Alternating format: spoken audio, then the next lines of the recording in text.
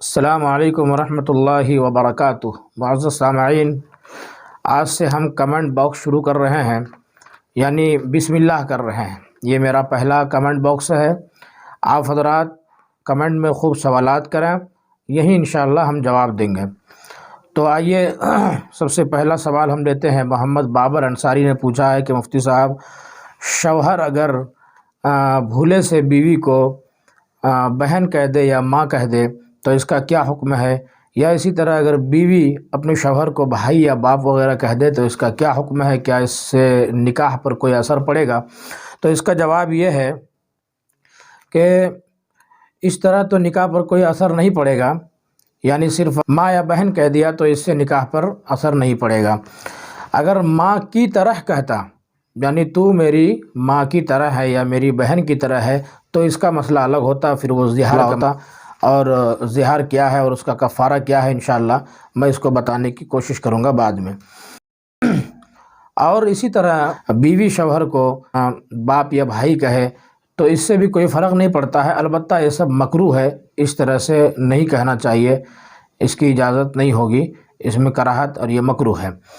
تو یہ مسئلہ کلیئر ہو گیا۔ ایک مسئلہ اسی میں یہ ہے کہ کہیں اگر ماحول جیسے ساؤتھ وغیرہ میں یہ ماحول ہے کہ وہاں جو بھی لڑکی ہے، چاہے بچی ہو چاہے بڑی ہو، یا اسی طریقے سے عام عورتوں کو بھی ماں کہتے ہیں، کیا ماں ادھر آؤ، تو وہاں چونکہ یہ ماحول ہے، عرف ہے، وہاں بھی کوشش یہ ہو کہ اس کو سمجھانے کی، اس کو بند کرنے کی کوشش کریں، لوگوں کو سمجھائیں، لیکن ایک زبان زد ہے، ایک ماحول ہے، عام طور پر لوگ بولتے ہیں، استعمال کرتے ہیں، تو اس میں کوئی حرج نہیں ہے۔ البتہ کوشش یہ ہو کہ ان الفاظ کا استعمال نہ ہو۔ آئیے اب دوسرا سوال دیکھتے ہیں۔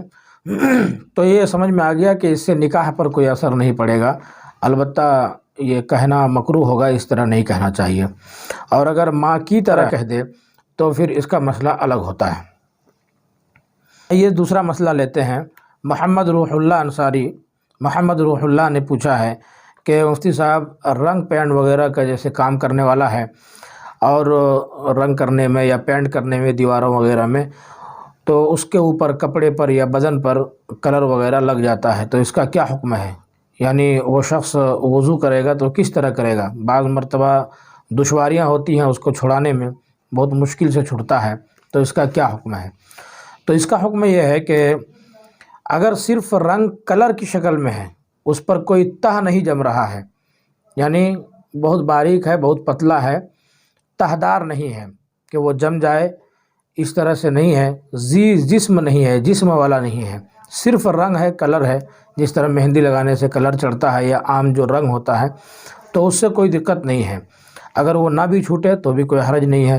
لیکن اگر تہ دار ہے، جس کی تہ جم جائے، پرت جم جائے، اگر اس طرح کا کلر ہے تو اس کو پھر چھڑانا ضروری ہے۔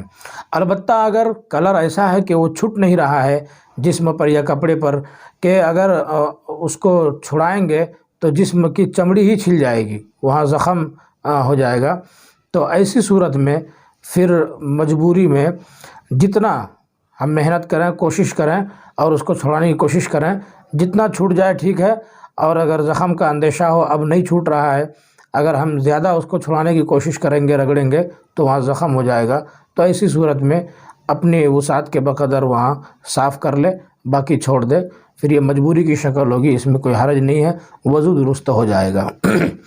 تیسرا مسئلہ ہے محمد انظر انصاری کا۔ انہوں نے پوچھا ہے کہ مفتی صاحب، کوئی شخص سفر میں ہے یا ایسے ہی عام حالتوں میں بھی اگر پیشاب وغیرہ نکل جائے یا جیسے پاخانہ وغیرہ ہے اگر پانی کی طرح نکل جائے، تو ایسی صورت میں کیا ہوگا؟ کپڑوں میں یا بدن وغیرہ میں لگ جائے تو کیا غسل وغیرہ کرنے کا حکم ہے؟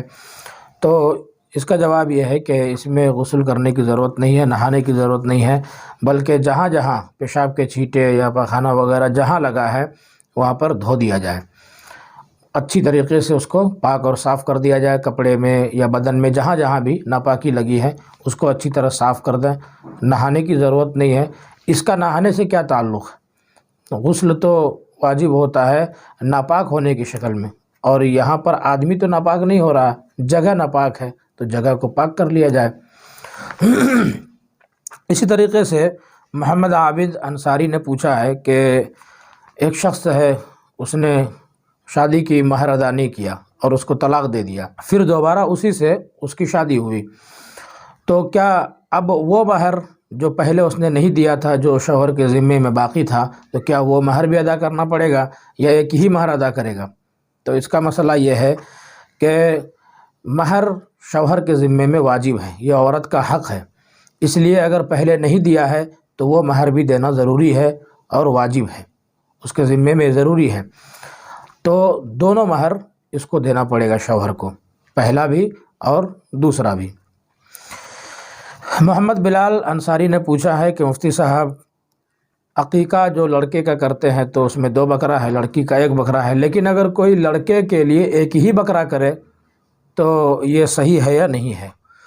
دیکھیے، مسنون تو یہی ہے کہ لڑکے کے لیے 2 ہو اور لڑکی کے لیے 1 ہو، البتہ اگر کسی کے پاس وسعت نہیں ہے اور وہ لڑکے کے لیے بھی 1 ہی بکرا کر رہا ہے تو بھی کوئی دقت نہیں ہے، عقیقہ ہو جائے گا۔ محمد ممتاز عالم پوچھ رہے ہیں کہ مفتی صاحب، اذان اور اقامت کے درمیان اگر ریح خارج ہو جائے تو کیا کریں؟ کیا اذان برقرار رکھیں، جاری رکھیں، یا چھوڑ کر وضو کرنے چلے جائیں؟ تو اس کا مسئلہ یہ ہے کہ اذان اور اقامت کے درمیان اگر ریح خارج ہو جائے تو اس کو جاری رکھیں، پورا کر کے ہی وضو کرنے کے لیے جائیں، اس لیے کہ اذان اور اقامت میں وضو شرط نہیں ہے۔ ایک خواب کی تعبیر ہے، محمد نعیم انصاری نے پوچھا ہے کہ مفتی صاحب نے خواب سانپ کا دیکھا کہ بہت سارا سانپ ہے وہاں پر، اور وہ ڈسنے کے لیے کوشش کر رہے ہیں وہاں سے، لیکن ہم کو وہ ڈس نہیں پا رہے ہیں اور ہم اس سے بے خوف ہیں، ہم کو ڈر بھی نہیں لگ رہا ہے۔ سانپ جو ہے بہت سارے ہیں اور وہ ڈسنے کی کوشش میں ہے، لیکن وہ آگے نہیں بڑھ رہے ہیں، ہم کو ڈس نہیں پا رہے ہیں، تو اس کی کیا تعبیر ہے؟ اور ہم کو گھبراہٹ بھی نہیں ہو رہی ہے۔ دیکھیے، خواب کی تعبیر کا جہاں تک تعلق ہے تو معبرین نے لکھا ہے کہ سانپ کی تعبیر جو ہے دشمن سے سانپ کی تعبیر کی ہے کہ سانپ اگر خواب میں آئے تو سمجھ لو وہ دشمن ہے۔ اب آپ نے جو خواب دیکھا ہے تو یہ آپ کا خواب ٹھیک ہے، الحمدللہ، کوئی دقت نہیں ہے، انشاءاللہ اس سے آپ کو کوئی دقت نہیں ہوگی، دشمن آپ پر فتح نہیں حاصل کر پائے گا اور دشمن اپنے مقصد میں کامیاب نہیں ہو پائے گا۔ سانپ کی تعبیر دشمن سے کی گئی ہے تو یہاں آپ بے فکر رہیں، یعنی دشمن آپ کو کوئی نقصان نہیں پہنچا پائے گا، یہی آپ کی تعبیر کا خلاصہ ہے، یہی آپ کی تعبیر ہے۔ تو یہ آج کے کچھ سوالات تھے، انشاءاللہ آپ حضرات اسی طرح کمنٹ کریں، ہم آپ کے سوالات کو لیں گے اور گاہے بگاہے ہم کو جب وقت ہوگا ہم اسی طرح کمنٹ باکس میں آپ کے سوالات کے جوابات پیش کر دیں گے۔ اب دیکھیے، ہو سکتا ہے کہ ہم کوئی دن بھی متعین کر دیں، سنڈے وغیرہ یا اور کسی دن، تو ہم پابندی سے اس دن تمام سوالات کے جوابات ہم یہاں پر اپلوڈ کریں گے۔ بس یہیں پر آج ہم ختم کرتے ہیں، پھر ہم ملتے ہیں اگلے کمنٹ باکس کے ساتھ۔ آپ حضرات اپنے سوالات یہاں رکھیں، انشاءاللہ مکمل اور مدلل جواب کی کوشش رہے گی۔ اب دیجیے اجازت، السلام علیکم ورحمۃ اللہ وبرکاتہ۔